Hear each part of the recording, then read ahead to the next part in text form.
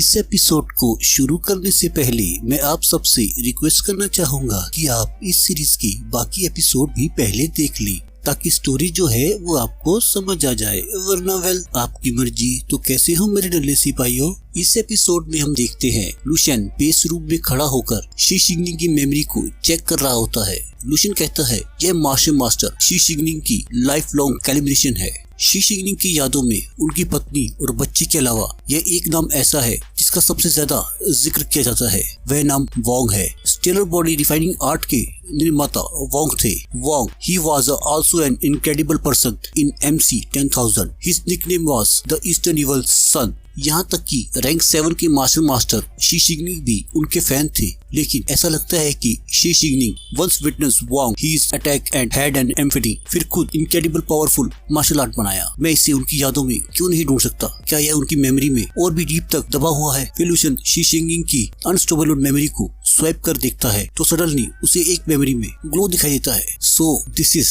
And Lucian उसे touch करता है। टच करते ही Lucian insert the memory Lucian को इस कदर जकड़ लेती है, कार्ट मूविंग। फिर लुशियन कहता है क्या यह वही एनिमी है जिसका सामना शी शिंगनिंग को एक बार करना पड़ा था?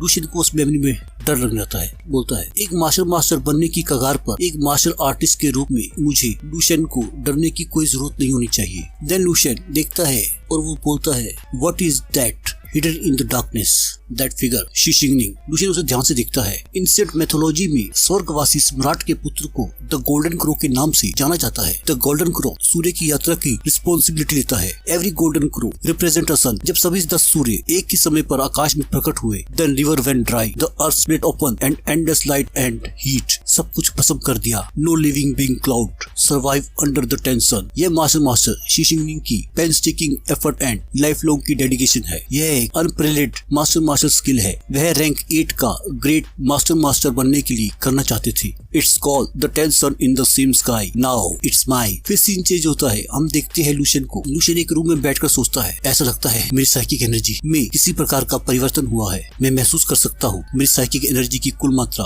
पहले से बहुत अलग नहीं है, but the different in quality is like heaven and earth. If we like in Jialin's psychic energy to air, the Qingzhu psychic energy would be water. As for me, मेरी साइकिक एनर्जी शुद्ध steel से बनी steel ball की तरह है। भले ही उसका रूप एक जैसा है, क्वालिटी एंड टाइटनेस कई गुना अधिक बढ़ गई है। सच अ मेजर इंप्रूवमेंट। फिर लुशियन अपनी साइकिक एनर्जी को कंडेंस कर अपने हाथों में देखता है। फिर उसकी नजर सामने की एक बिल्डिंग पर पड़ती है जो कि लुशियन की साइकिक एनर्जी से हवा में झूल रही होती है। यह देख लुशियन चौंक जाता है। भैंस की आंख, ओह यह क्या चल रहा है? बिल्डिंग उड़ रही है। फिर लुशियन सोचता है अब अपनी साइकिक एनर्जी का उपयोग करके केवल लाइट टच से ही मैं अब भारी वस्तुओं को उठा सकता हूँ। साइकिक एनर्जी से वस्तुओं को पकड़कर उठाने की मेरी क्षमता पहले की तुलना में कई दर्जन गुना अधिक मजबूत है, और शायद इससे भी। जहाँ तक कि इस पावर को यूज करने का सवाल है, I guess I still have to practise a lot more. I have to hurry and put that building down. ये फीलिंग कुछ ऐसी है जिसका ordinary martial artist can't even imagine. मैं पहले ही पूरी तरह से एक्स्ट्राऑर्डिनरी बीइंग्स के दायरे में प्रवेश कर चुका हूँ। मुझे पूरा यकीन है कि केवल अपनी साइकिक एनर्जी की शक्ति से